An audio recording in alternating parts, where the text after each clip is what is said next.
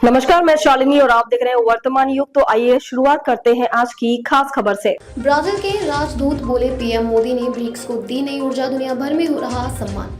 भारत में ब्राजील के राजदूत केनेथ फेलिक्स हेंकिस्की दा नोब्रेगा ने प्रधानमंत्री नरेंद्र मोदी की वैश्विक कूटनीति में भूमिका की प्रशंसा की है। उनका कहना है कि प्रधानमंत्री मोदी ने ब्रिक्स संगठन के भीतर न सिर्फ भारत की भूमिका को मजबूत दी है बल्कि समूह को भी नई दिशा दी है। उन्होंने स्पष्ट रूप से कहा कि आज दुनिया के विभिन्न मंचों पर पीएम मोदी जो कि सम्मान मिल रहा है वह उनके नेतृत्व की प्रभावशीलता का प्रतीक है। ब्रिक्स में मोदी की भूमिका को बताया अत्यंत मूल्यवान।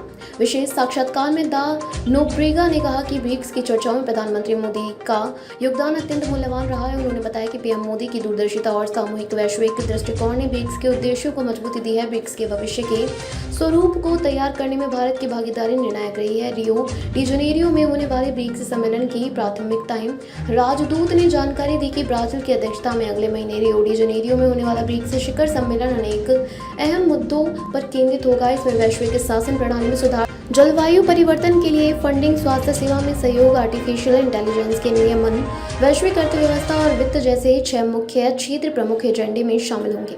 उन्होंने भरोसा जताया कि भारत इस सम्मेलन में रचनात्मक भूमिका निभाएगा। आतंकवाद पर भारत ब्राजील की साझा चिंता।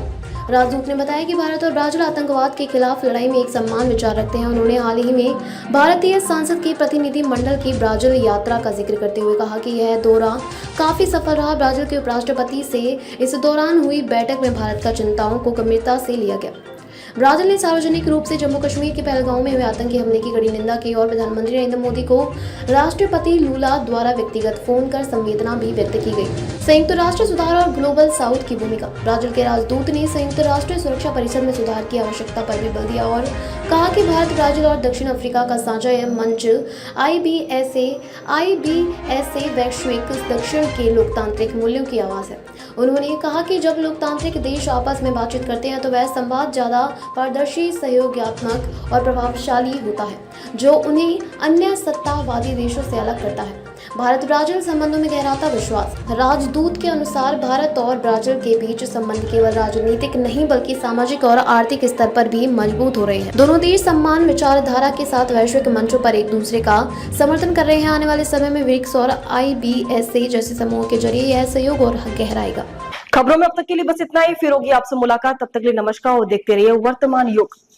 ऐसे ही लेटेस्ट अपडेट पाने के लिए हमारे चैनल को सब्सक्राइब करें और तुरंत नोटिफिकेशन पाने के लिए बेल आइकन दबाना ना भूलें। यदि आप हमें फेसबुक या इंस्टाग्राम के माध्यम से देख रहे हैं तो हमारे पेज को फॉलो जरूर करें। धन्यवाद।